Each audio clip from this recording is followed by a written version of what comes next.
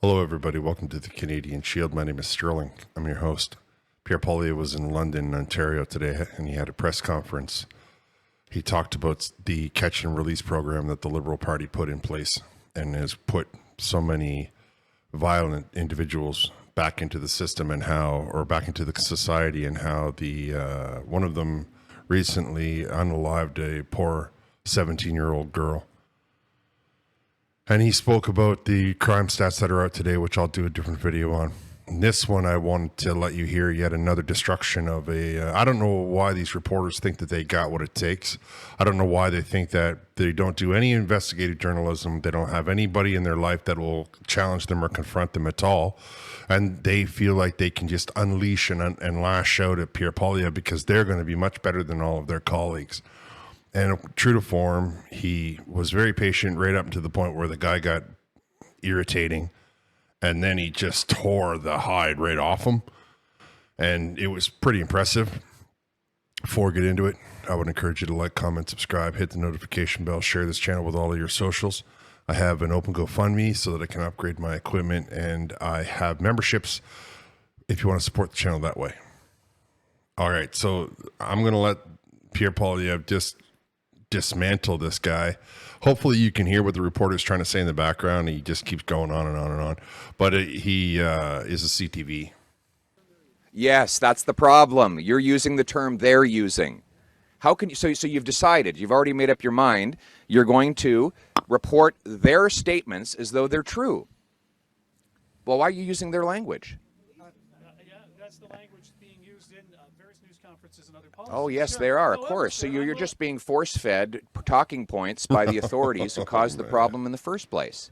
This is exactly the problem. This is exactly the problem. It's exactly the problem. How's it working? I'm just asking whether or not there's any room to work with these other agencies or not, or whether you're going to stick to your proposals, which are your proposals. That's all I'm asking, sir. My proposal is recovery and treatment. Am I going to give more money to these agencies that have caused the crisis? No. They're not going to get any more money. They've caused the mayhem. Have you been around? Have you seen the tent cities? I lived in this very neighborhood for 8 years. Have you seen the tent cities? Okay, and you think that these agencies are doing a good job? I think there's, sir, it's not my job to debate a federal leader on this issue, sir, but I will. I'm asking you a question. Boy. You think they're doing a good job when you go to see the tent cities that are popping up everywhere in the country? The community is doing the best job. I agree with you on that, the community, but the agencies are different than the community. And again, you're repeating their talking points. I mean, there was a time when reporters believed their job was to hold government accountable. It's true. Not regurgitate their talking points.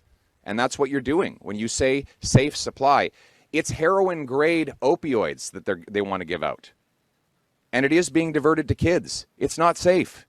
Since this policy was enacted, we have seen overdose rates more than double across Canada. And where these policies have been most enthusiastically embraced, like British Columbia, it's 400%. I don't understand how the media goes to the same agencies and public health bureaucrats who helped cause the crisis and calls them the experts, when in fact the results of their policies are plain for all eyes to see. There's 256 homeless encampments in Toronto now. 50 of them have opened up in 3 months alone. Like the 25% of Canadians are living in poverty. We've had 40,000 people die of drug overdoses. The approach that we're taking, that the NDP Liberals and the bureaucracies that they employ are taking, is only making things worse. I will be taking that money and giving it to treatment and recovery services, not more drugs. Frankly, these NDP Liberal bureaucrats and activists who have been sucking up all the money are responsible for the crisis.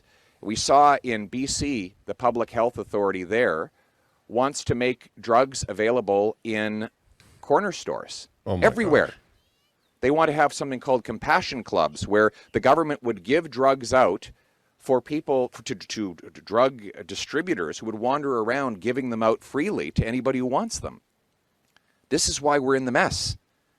We need a drastic departure from the nightmare that the radical, wacko, NDP Liberal agenda has caused in our streets. We need to lock up hardened criminals. We need treatment and recovery. We need to ban hard drugs. We need to bring our loved ones home drug-free. Thank you. Well, I think that's pretty definitive, pretty straightforward. I would put that right out there for anybody who always tries to put up on my posts. So what's your plan, Mr. Poilievre? Well, it's way better than what Justin Trudeau has put forward. It's way better than what the Liberals have put forward. And if you're watching this right now and you tell yourself that it's okay to be giving out heroin-grade opioids and, basically to anybody who wants it, you clearly have not lost anybody or have any family members lost to this sickness. You clearly don't understand. They are not themselves anymore, right? There might as well just be some sort of zombie standing on the street corner. Don't go telling me that it's humanitarian to run around and just hand it out like it's candy, like it's literally some sort of Halloween day every single solitary day. We need to be helping these people get past these issues. We need to be helping these people get past these concerns. We don't need to enable them. I understand that sometimes people get lost inside of these kinds of things, but that doesn't mean that the government should be, tax dollars should not be purchasing their fix. And that's exactly what Pierre Poilievre is trying to say, and the CTV reporter just can't handle that. He starts regurgitating all of the talking points, and he had the nerve to say to Pierre Poilievre, oh, are you willing to meet them halfway? Is there any place for compromise? Like the Liberal Party compromises in any way, shape, or form. Like the far left is just historically known for making compromises. If they were willing to compromise, we wouldn't be in 75% of the problems that we're in right now. But they're not willing to compromise. Your lack of compromise has brought us to the brink. People have just turned against your whole idea, your entire ideology, and you have no right to request compromise. You have no place to say, hey, let's compromise now. I just think that Pierre Poilievre makes a good point, right? Everywhere we put these policies into place, they seem to make matters worse, and they don't seem to ever satisfy it, right? Now it's more, right? First it was, we're going to make these little depots on the side of the street, and now we want to put them in the corner store. Not only that, we want to just pay people to wander around all day, just basically taking over street corners and handing them out to anybody who pulls up. I mean, you literally are describing how many street corners in, say, I don't know, South Central LA or any of the movies that you might have seen, Chicago or New York, where the guy pulls up to the street corner and the guy gives it to him and he takes the money. You know, one guy takes the money, the other guy delivers it. You know, all of that stuff that you see on Hollywood. You're literally describing that in British Columbia. So when does it stop? Where does it end? Do you want to put it in the mailbox now? You just want to deliver it right to their house? Of course, they won't have a house because they cannot function. Their whole entire life is consumed. And so at that point, what do you say to yourself? Do you say to yourself that we're doing them a favor, or do you say to yourself that we're destroying them? They're not living a quality of life. I mean, if we're doing it just because it's what they want to do, all right, well, I want to spend my day on yachts. Let's go, taxpayer, pay it up. I want to drive an F-35 jet. Let's go. Pay it up. I think that I should be carried around the city on one of the old Egyptian things that you used to see the people do. I forget what they're called, but I mean, you know, it would make me happy. So let's give her. Let's get to it.